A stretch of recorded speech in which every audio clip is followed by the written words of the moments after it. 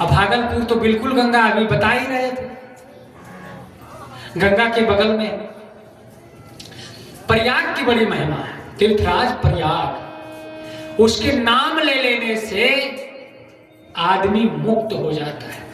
हजारों पाप, जितना पाप आप नहीं कर सकते जिंदगी में, वो कट जाता है। क्या करने से?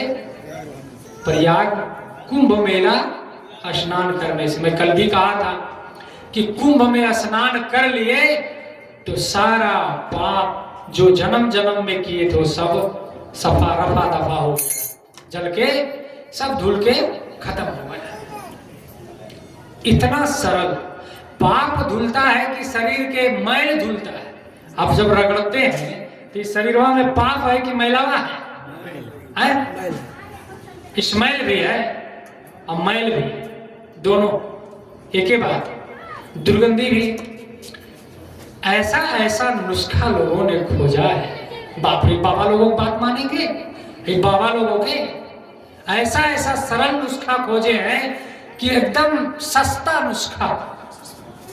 लेकिन सज्जनों, मेरे भाइयों, सस्ता रोवे बार बार, महंगा रोवे एक बार। ये मोटी कहावत है ना, समान के लिए। ऐसे ही हम अगर अपने पिता के लिए, माता के लिए, दादा के लिए, दादी के लिए श्राद्ध और संपीड़न कराते हैं तो क्या हमारे दादा और पिता और माता स्वर्ग पहुंच जाते हैं? एक कहानी आपको सुनाने का मैं प्रयत्न करूं। एक आर्य समाज का लड़का था। कौन था? आर्य समाज। आर्य समाज मतलब महर्षि दयानंद स्वामी से जुड़े हुए आर्य समाजी थे और साइंस पढ़ता था।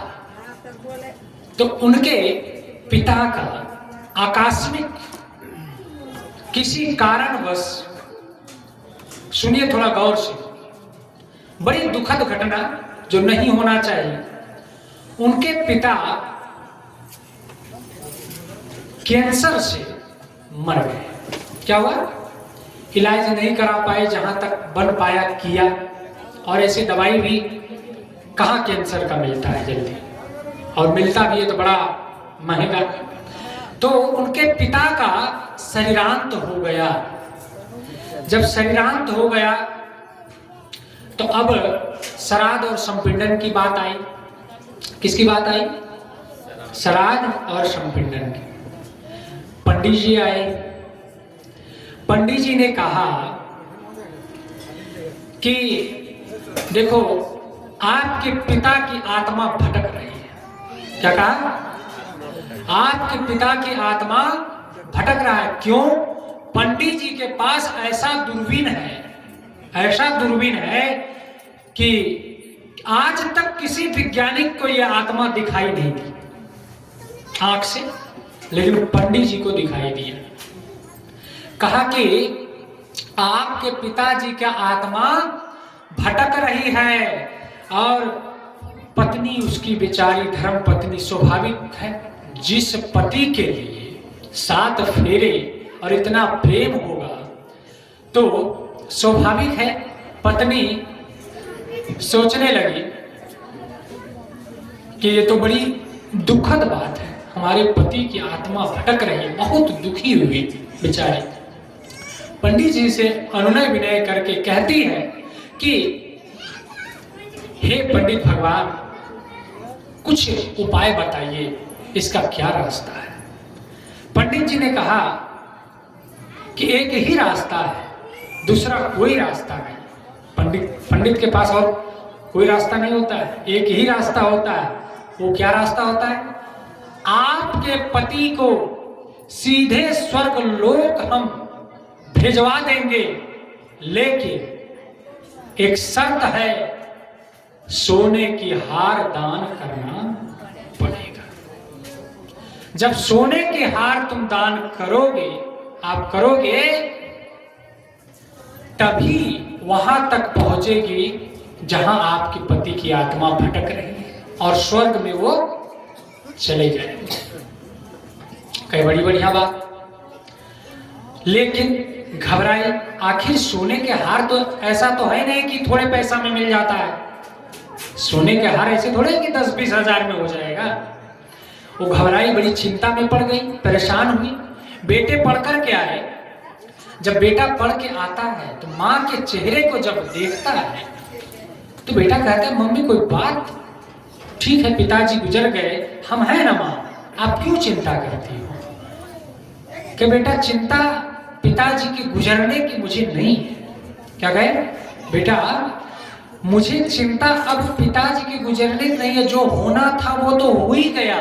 अब मैं चिंता करके उसको वापस तो नहीं ला सकती, लेकिन मुझे पता चला है पंडित जी द्वारा कि तुम्हारे पिताजी की आत्मा भटक रही है। तुम्हारे पिताजी की आत्मा भटक रही है, इसीलिए पंडित जी ने कहा है कि एक सोने का हार जब दान करोगे हमें, तब आपके पति देव का आत्मा भटकना बंद हो जाएगा। क्योंकि जब पंडितों का सोने का हार जब दान करेंगे तो वो दान का शक्ति कहां तक पहुंचेगी? कहां तक? स्वर्ग तक। स्वर्ग तक पहुंचेगी। क्या ऐसी बात है? कहे हाँ। वो भी घबरा गई कि हमारे पिताजी की आत्मा, हमारे लिए उन्होंने क्या क्या नहीं किया। माँ सोची, माँ कहती है बेटा कोई बात नहीं, 1 बीघा जमीन है, कुछ थोड़ा बहुत बाड़ी वगैरह खेती है, उसी में जी लेंगे, 1 बीघा जमीन बेच देते हैं, लेकिन कम से कम तुम्हारे पिताजी के आत्मा जो तड़प रही है, भटक रही है, वो तो बंद हो जाएगा, शांति मिल जाएगी उसको दान करने से। तो बेचारी बहुत पश्चाताप करती है और कहता है, उनके बेटा कहता है कि माँ तू घबराओ ना, कल मैं तुम्हें बताऊंगा कि मुझे क्या करना है। 1 दिन का मोहलत दो। गया वो क्लास पढ़ने के लिए। उनके एक मित्र था जिसका मैंने नाम जिक्र किया, आर्य समाजी लड़का, स्वामी दयानंद से जुड़े हुए। तो मित्र ने कहा कि मित्र आज आपकी चेहरा बहुत उदास दिख रही, क्या बात है? मिलते ही अब साथी जब मिलता है तो कितनी खुशी होती है कि नहीं?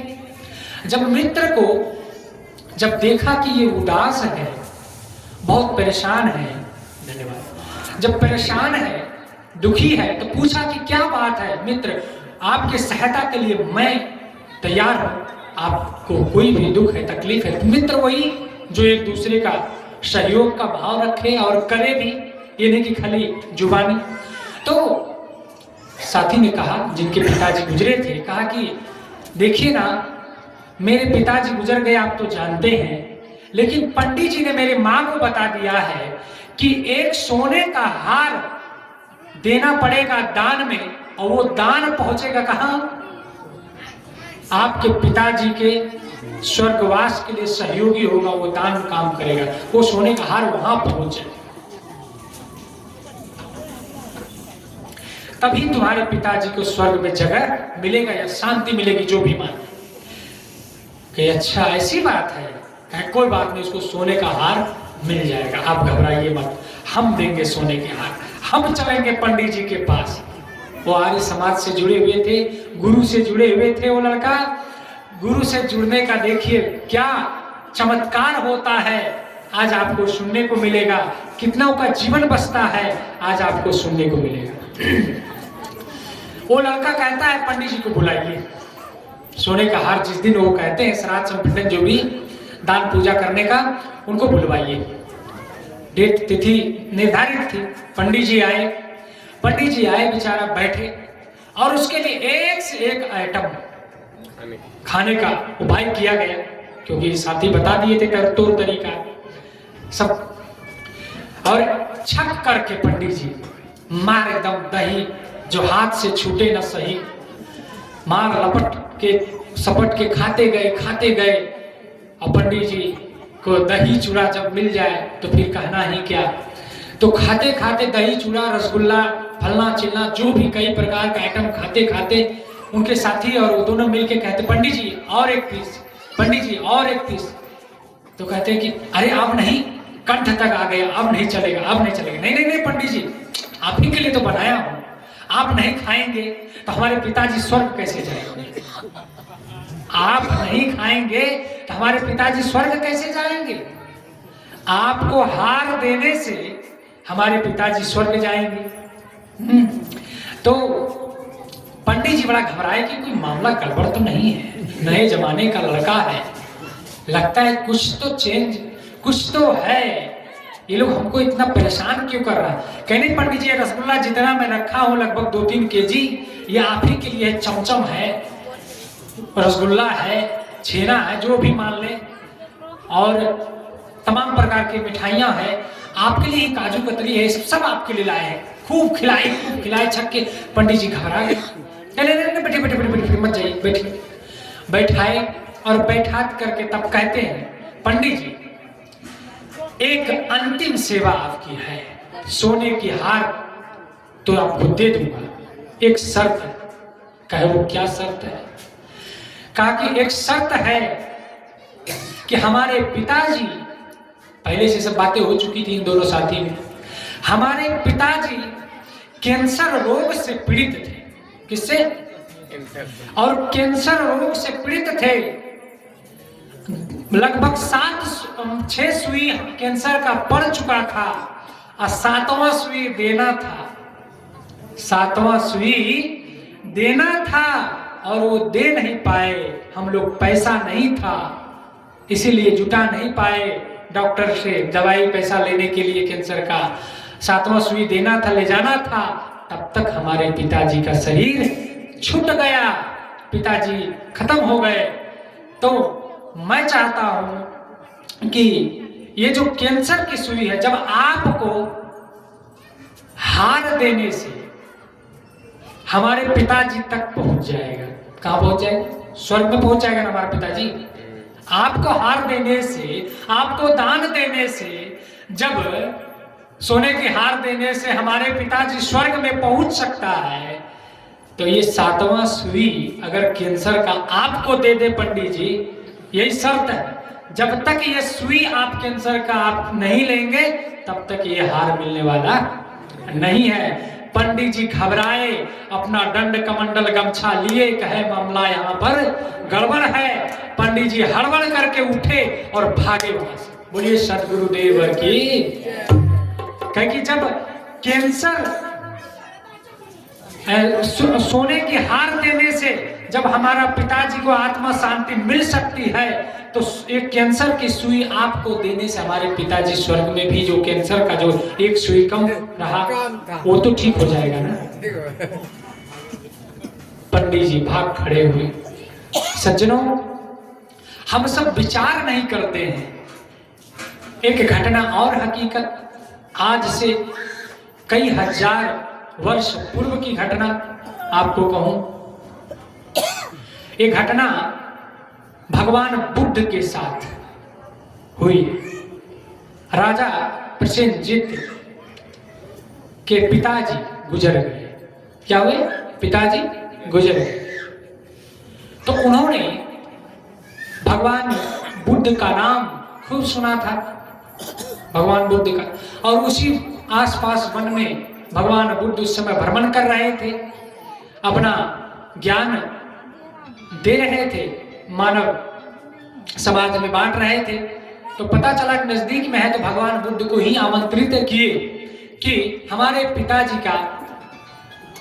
की आत्मा को शांति मिले, मोक्ष मिले, उसके लिए हम जीते जी पूजा तो नहीं कर पाए, हम चाहते हैं उनके मरने के बाद गंगा किनारे, जैसे गंगा किनारे पूजा करने जाते हैं क्या क्या तमाम, तो ऐसा पूजा करते। कैसा? घर में खाट जो होगा, कैसा खाट बनाएंगे? कंटा कैसा वाला, आप सब जानते हैं ना, छोटा सा बनाएंगे। और जिस पलंग पे वो सोते थे बेचारा, या कोई भी जो भी मरने वाले जिनका शरीर छूटता है, वो 50,000 का पलंग है, वो पलंग नहीं छूट हुआ। ध्यान दीजिए, पलंग नहीं छूटा, पूरे घर में रहता था, चलता था, वो नहीं छूटा। लेकिन क्या छूट गया? नहीं, 3 दिन तक चूल्हा बंद, 3 दिन तक है, और कई दिन तक है हल्दी, कई दिन तक है हल्दी बंद, 9 दिन तक। इसीलिए गुरु कबीर ने कितने बढ़िया कहा है, उसके है इस पर पद है एक कि पंडित एक अचरज बड़ होई, एक मरे मुए अन्न नहीं खाई, एक मरे सीझे रसोई, एक मरे सीझे रसोई। पंडित अचरज बड़ होई, एक मरी मुए अन्न नहीं खाई, एक मरी सीझे रसोई, एक मरी ला करके लोग घर में पका करके बड़े चाव से, बड़े प्रेम से मार गरम गरम मसाला, प्याज, लहसुन डाल के मछली, पाठा, खस्सी ला करके घर में चूल्हा में प्यार से चढ़ाता है, और पलटा ले लेकर के चमक चमक चमकाता है, मार सेंट ले लेकर के उसको घस गप गप गप गप अंदर डालता है। धन्य है महाराज, हम लोगों की खोपड़ी कहाँ चली गई। सोचते हैं पिताजी मर जाए तो छुट्टू है, जिससे इतना प्यार, इतना प्रेम, जिसने पाल पोस करके बड़ा किया, जिंदगी दिया, उसके लिए छुट्टू है, और एक मरा हुआ लाश ला करके कढ़ाई में चढ़ा करके उसको हम बनाते हैं। लेकिन नहीं, लोग, दुनिया वाले क्या कहेंगे, ये बाबा लोगों का बकना काम है। क्या है? बाबा लोगों का पेशा है। जैसे लगता है कि बाबा लोग तो हट्टुट्टा और लंगड़ा सब है, इनको खाने को नहीं मिलेगा। बुरा मत मानिएगा, कुछ कठोर है, क्या बाबा कमा के नहीं खा सकते हैं? आपको इतना अहंकार यदि हो गया है अगर किसी को कि बाबा लोग खाने के लिए साधु बने हैं, तो सबको अकल है। ये तो संत की कृपा है समाज पर, संतों का उपकार है जो अपने जीवन को, और आप सबका उपकार है कि संतों को अन्न पानी दान देते हैं, तो चलो चलता है, कोई बात नहीं, बड़ी कृपा है, आपकी भक्ति भाव है भारत में, तो चल रहा है। तो कहने का भाव, मैं विषय ये कह रहा था कि पिता मर जाए, दादा मर जाए, प्रिय जो है हमारा, उनके लिए छुट्टू, एक लाश मुर्दा ला करके, मुर्गा ला करके घर में पका करके सिझा करके खाएंगे, वो गलत नहीं, वो गलत नहीं। प्रोटीन मिलता है, प्रोटीन है, क्या मिलता है? प्रोटीन। तो किसी को तकलीफ दे करके प्रोटीन मिल जाए, ये कैसा प्रोटीन है? प्रोटीन है कि निकोटीन है, निगेटिव है। आइए, मैं कह रहा था, राजा प्रसेनजीत ने भगवान बुद्ध को आमंत्रित किए, भगवान बुद्ध आए, कहे कि कहिए राजा प्रसेनजीत, आप क्या कहना चाहते हैं? कहा कि भगवान, मैं आपको यहाँ आमंत्रित इसलिए क्या हूं कि मेरे पिताजी गुजर गए हैं, उसकी आत्मा के शांति और मोक्ष के लिए मैं इस गंगा किनारे में पूजा करना चाहता हूँ। क्या करना चाहता हूँ? बोलिए सद्गुरुदेव की, हमारे माता भगवान की, सभी लोग। बाबा इधर है, आप लोग नजर किधर है? इसलिए हमसे आप सब सेवा, देखिए बड़ी मेहनत से सब बोलते हैं, और आप सब जब सहयोग देते तो और अच्छा लगता है कि कुछ सेवा और करें। तो आप लोग थोड़ा समय जब दान दिए ही तो थोड़ा ठीक से जुड़े रहिए। मैं कह रहा था कि भगवान बुद्ध आए और कहे कि क्या पूजा है, तो क्या बोले कि हमारे पिताजी को मोक्ष मिले और स्वर्ग में जाए और शांति मिले, इसीलिए हम पूजा कराना चाहते हैं। क्या अच्छा, कोई बात नहीं, बढ़िया है, कराइए, हम पूजा का विधि विधान बता दे रहे हैं। भगवान बुद्ध ने कहा, आप एक मिट्टी के मटका में, घड़ा में, एक घड़ा में घी भरिए और एक घड़ा में घी भरवा के लाइए, और एक घड़ा में क्या? पत्थर कंकड़, क्या? पत्थर और कंकड़ भर करके दोनों घड़ा को लाए, गंगा किनारे घड़ा लाए और कहे इस दोनों घड़े को पानी में आप रख दीजिए। कहाँ रख दीजिए? किनारे में, पानी में रख दीजिए। अब भगवान बुद्ध बगल से डंडा लिए और राजा साहब को दिए, राजा प्रसेनजीत को दे करके कहते हैं इस दोनों घड़े को फोड़ दीजिए। क्या कहे? इस दोनों घड़े को फोड़ दीजिए। तो जब दोनों घड़े को फोड़ दिए तो क्या हुआ? घी क्या हुआ? पानी में डूब गया। क्या हुआ? घी क्या हुआ? पानी में डूब गया। सही बात है साहब, सभी लोग हैं, बताइए, थोड़ा गौर कीजिए। घी जो है पानी में डूब गया, मैं सही बोल रहा हूँ? सही बोल रहा हूँ? बिल्कुल, सब लोग हाथ उठाइए। हम सही बोल रहे हैं, पानी में घी डूब गया? पानी में घी नहीं डूबता है। और कंकड़ पत्थर जो मटका में था वो डूब गया। जब कंकड़ पत्थर डूब गया तब राजा प्रसेनजीत से कहा कि अब बताइए कि ये घी क्यों तैरने लगा? राजा साहब, भगवान बुद्ध ने पूछा। भगवान ने क्या पूछा कि ये घी क्यों तैरने लगा? तो राजा साहब ने कहा कि भगवान, घी का स्वभाव है, घी का स्वभाव है, ये तो प्रकृतिगत है। घी का स्वभाव है तैरना। घी का क्या स्वभाव है? तैरना। कहे कि पत्थर क्या हुआ? कहे डूब गया। क्यों? कहे पत्थर वजन होता है, वो अपने स्वभाव से डूब गया। क्या हुआ? वो अपने स्वभाव से डूब गया। तो भगवान बुद्ध ने कहा कि क्या हम सब इस प्रकृति से अलग हैं? इस प्रकृति के स्वभाव से, नेचर से हम लोग अलग हैं? तो राजा साहब ने कहा नहीं। कहे कि अब हम चाहे कितना ही पूजा करें, कितना ही पाठ करें, इस किनारे में बैठकर एक दिन नहीं, महीनों, जिंदगी भर करते रहें, जन्म जन्म तक, तो क्या ये तैरता हुआ घी डूब सकता है? राजा साहब कहा ये स्वभाव ही नहीं है घी का, कैसे डूब जाएगा? आप कैसी बात कर रहे हैं भगवान? ये हो ही नहीं सकता, असंभव। क्या कहा? असंभव है, घी नहीं डूब सकता। इसी तरह कहे कि नहीं, कितना ही हम लोग कर्मकांड और पूजा कर लें किनारे में बैठ करके, तो क्या ये जो दूसरा घड़ा में क्या था, पत्थर कंकड़, ये ऊपर आ सकता है, तैर सकता है? कहे नहीं, उसका स्वभाव ही नहीं, असंभव है, पत्थर ऊपर नहीं आ सकता। इसी तरह क्या राजा साहब, हमारे पूर्वज अपने कर्म, ऊंच नीच इस जीवन में क्या करके गए, वो अपने कर्मों से महान है। अगर उन्होंने अच्छा कर्म किया है इस समाज में, अपने जिंदगी में, तो उसको कोई दुनिया में, कोई शक्ति, कोई प्रकृति के शक्ति, भगवान, देवी देवता उसको डुबा नहीं सकता, कुगति नहीं कर सकता।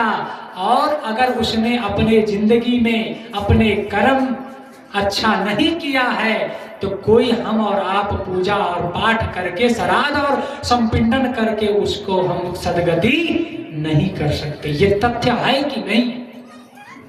ये कहानी भगवान बुद्ध का हम नहीं कह रहे, हम तो याद दिला रहे हैं ना। ये सही है कि नहीं? राजा साहब बड़ी चौके कहे कि इस बात को पंडित मौलवी समझाते समझाते थक जाता, मैं नहीं समझता, आप तो थोड़े में मुझे भगवान समझा दिया। और उसी दिन से कहते हैं राजा प्रसेनजीत उनके क्या बन गए? अनुयायी बन गए। बोले भगवान बुद्ध की। तो ये प्रसंग बहुत है।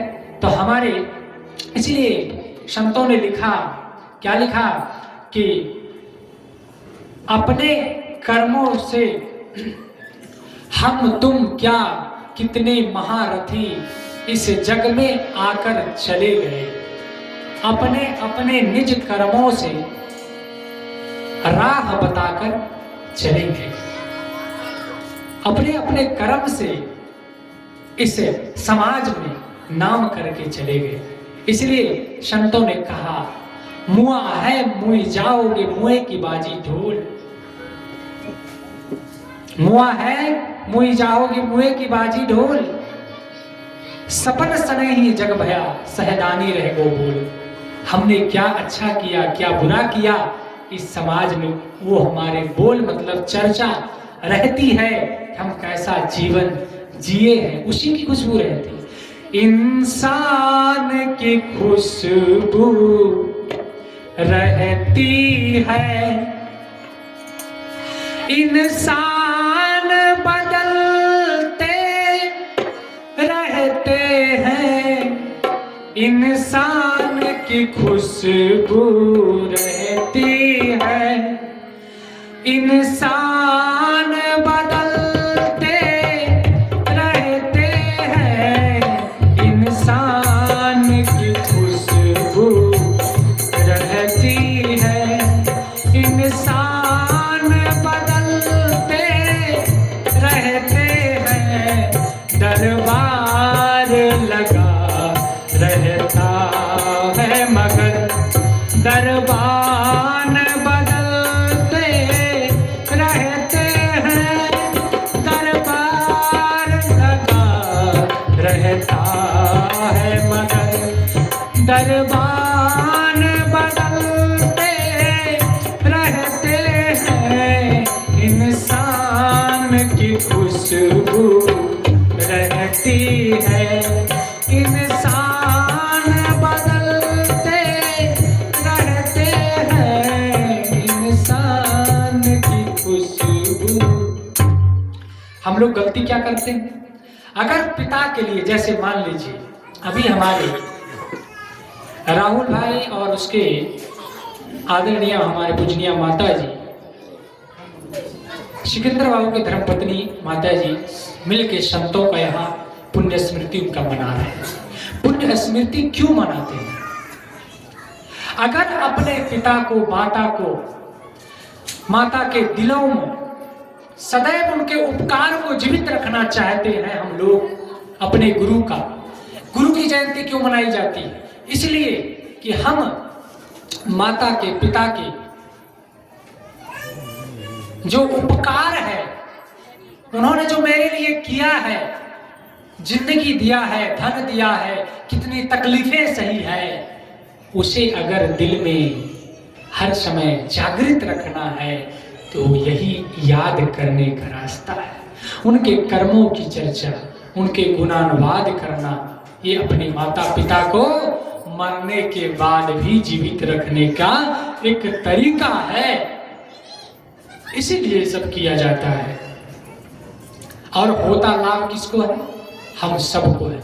लेकिन हम लोग क्या करते हैं? वो साखी मैंने याद दिलाया, क्या मरे बाप, जियत बाप के ना पूजे, मरे बाप को पुजवाए, मुट्ठी भर चावल लेके बाप को कौवा बनवाए। श्राद्ध में क्या करते हैं? चावल धर आते हैं उधर और कौवा बन करके आएंगे, ऐसा कहते खाने के लिए। तो हम जानबूझ करके कौवा ही तो अपने पिता को, पूर्वजों को बना रहे हैं।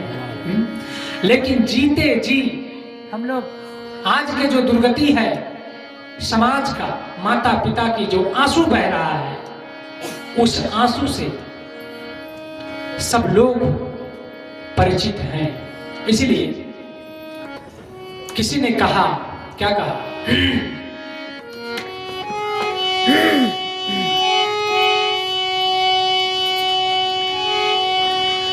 जियाला से मुआला पर, जियाला से मुआला पर कितना दुलार बा, जबकि जरूरत रह जियाला से मुआला पर हो, जियाला से मुआला पर कितना दुलार बा, जबकि जरूरत रहल केहू न पूछ बार बार, जबकि जरूरत रहल केहू न पूछ बार बार, जबकि जरूरत रहल। जियाला से मुआला पर, जियाला से मुआला पर कितना दुलार बा, जबकि जरूरत रहल केहू न पूछ बार बार, जब पूछ बार बार। हमारे साथी संत राम साहब से निवेदन है कि आप मंच पर आए और विलंब जितना जल्दी हो।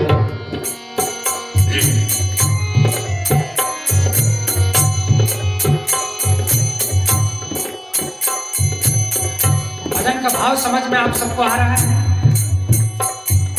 जब पिता माता हमारा जब चला जाता है तब बेटा दिल्ली से, पटना से, गुजरात से आता है और बड़ी आंसू बहाता है। एक दिन तो रुक जाती है, आंसू बहाता है। जीते जी जब मौका पड़ता है, पिता को तकलीफें होती है, सबके जीवन में आता है। सेवा का जब मौका पड़ता है तब आदमी सेवा नहीं करता है। इसलिए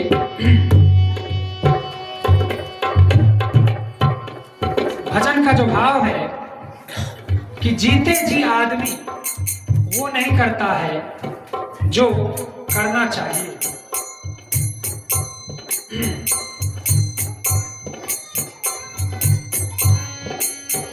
क्या कहते हैं भजन में? जियला पर मिले नहीं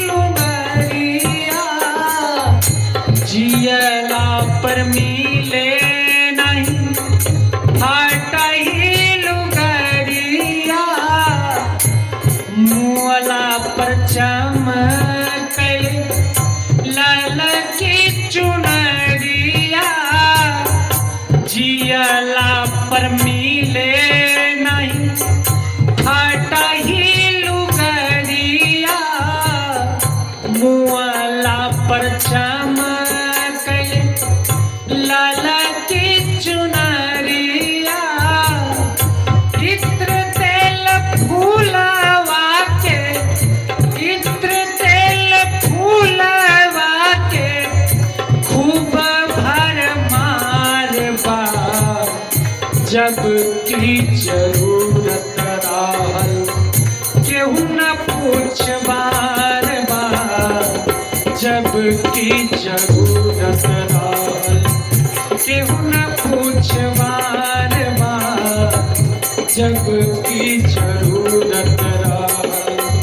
जियला से मुअला पर, जियला से मुअला पर केतना दुलार बा, जब की जरूरत रहल केहू न पूछ बार बार, जब की जरूरत रहल।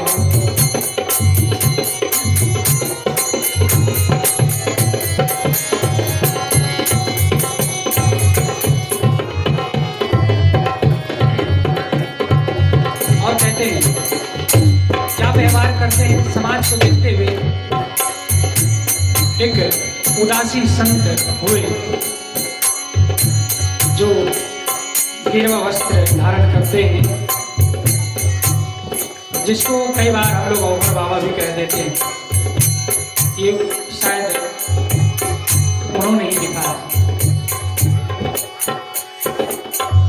जियला पर सुने नहीं घर के परनिया, जियला पर सुने नहीं घर के परनिया, मुअला पर जाके दिल पीपरा के पानिया, जियला पर सुने नहीं घर के परनिया, मुअला पर जाके दिल पीपरा के पानिया, बेटवा मुराफत अपने, बेटवा मुराफत अपने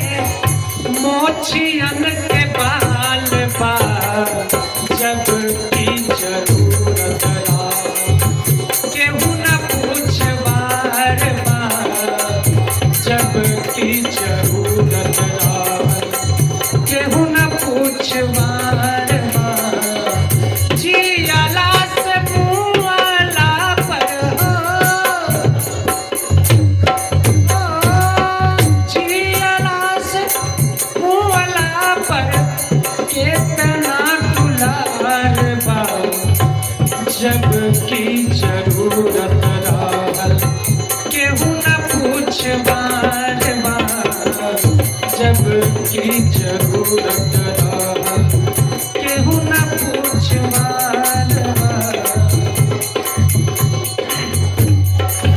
सजनों एक एक पद में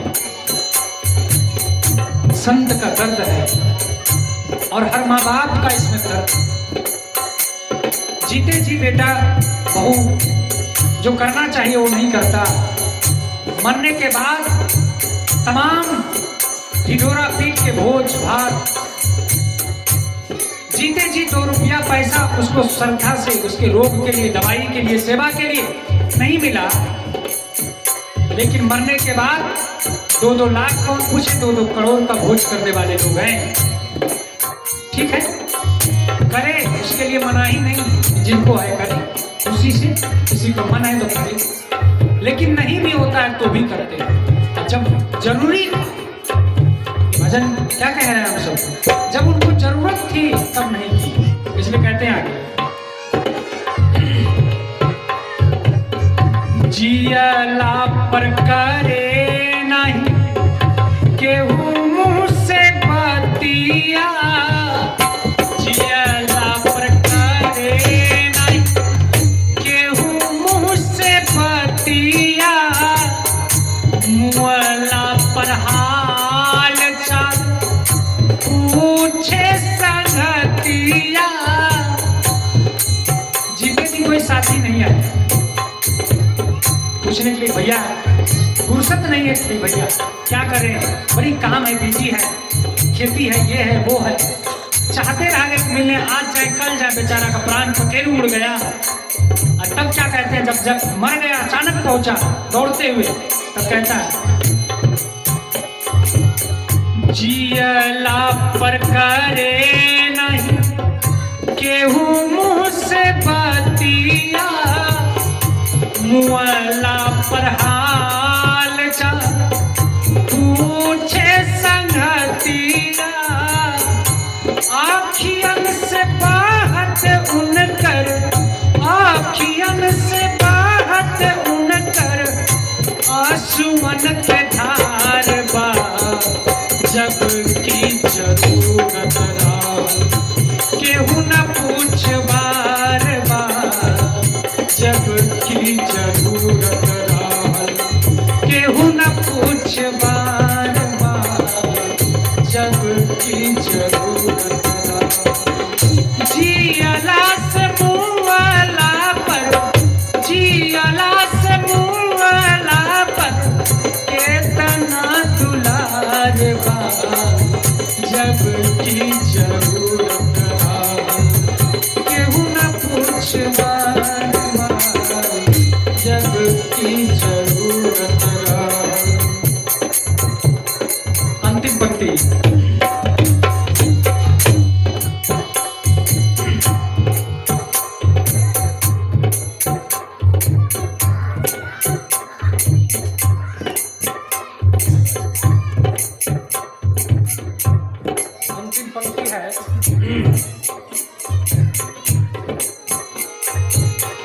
जियला पर मिले नहीं पेट भर भोजनिया, जियला पर मिले नहीं पेट भर भोजनिया, मुअला पर लोग खियावे सारी दुनिया। ओहो आया, जीते जी माता पिता को सही से भोजन नहीं देते। देखिए पेट भर का मतलब क्या है सज्जनों, मेरे माताओं, मेरे देवियों, बहनों, भाइयों, प्यारे, पेट भर भोजन का मतलब क्या है? पेट भर भोजन तो देते हैं, लेकिन उसके साथ साथ दुर्व्यवहार का व्यवहार पूर्वक देते, कटु कह करके देते हैं यदि, तो वो पेट भर भोजन नहीं हुआ। अगर भोजन दे करके अगर आप अपमान पूर्वक माता पिता को भोजन दे रहे हैं, प्यार से नहीं देते, स्नेह से नहीं देते, तो पेट भर भोजन देना आपका व्यर्थ है। वो भोजन जहर बन जाता है माता पिता के लिए।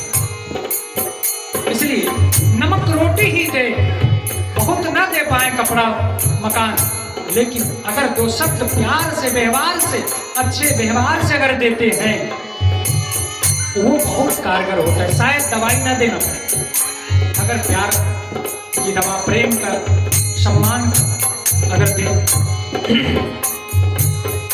जियला पर मिले नहीं पेट भरे भोजनिया, मुअला पर लोग खियावे सारी दुनिया। ओ देख देख साधवन के, ये साधु लोग जो इस दर्द को समझते हैं। आप कहेंगे बाबा इसी दर्द को समझाने के लिए तो बाबा होगा।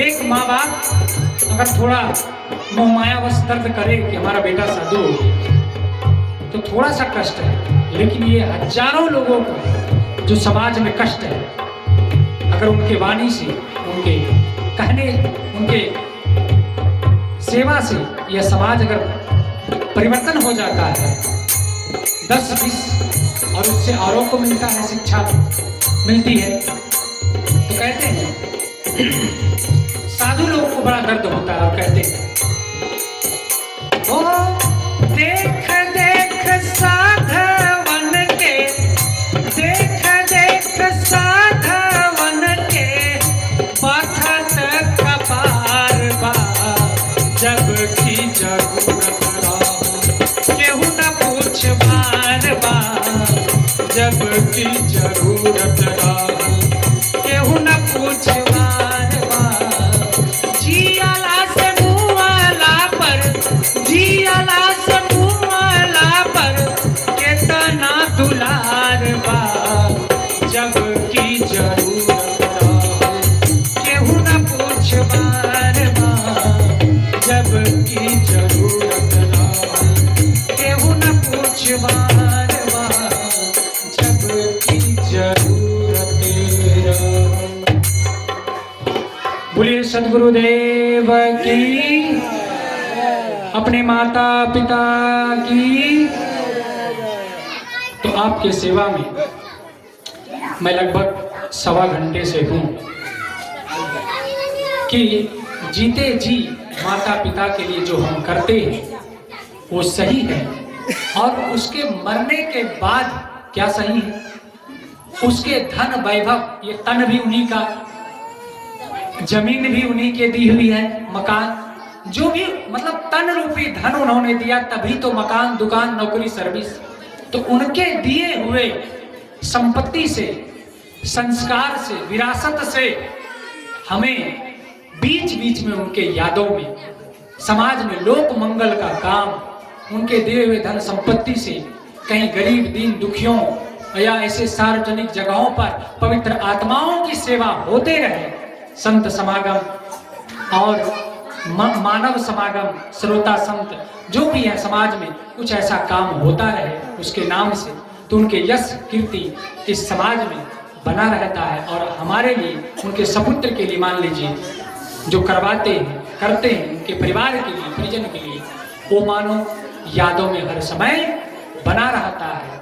तो मेरे तरफ से हमारे आदरणीय स्वर्गीय सिकंदर बाबू को श्रद्धा सुमन समर्पित है, शुभकामना है कि सदैव वो जहां भी हो, ये शुभ आकांक्षा है कि उनकी आत्मा सदैव मंगल कामना है, हमारे तरफ से श्रद्धा सुमन है, अर्पित है। और उनके जो सपुत्रगण हैं या उनके धर्मपत्नी माता जी, इसी तरह उनके नाम से, उनके यादों में भक्ति भावना करते रहे। इन्हीं शुभकामनाओं के साथ मैं अपने वाणी में देता हूँ विराम, और आप सबको साहेब बंदगी प्रणाम। फिर कभी आप सभी अगर प्रेम और याद करेंगे तो आपके सेवा में फिर हाजिर रहूँगा। सेवा एक ही दिन में सभी सेवा नहीं की जा सकती है, और भी हमारे संत साथीगण हैं, उनसे हम सभी विचार श्रवण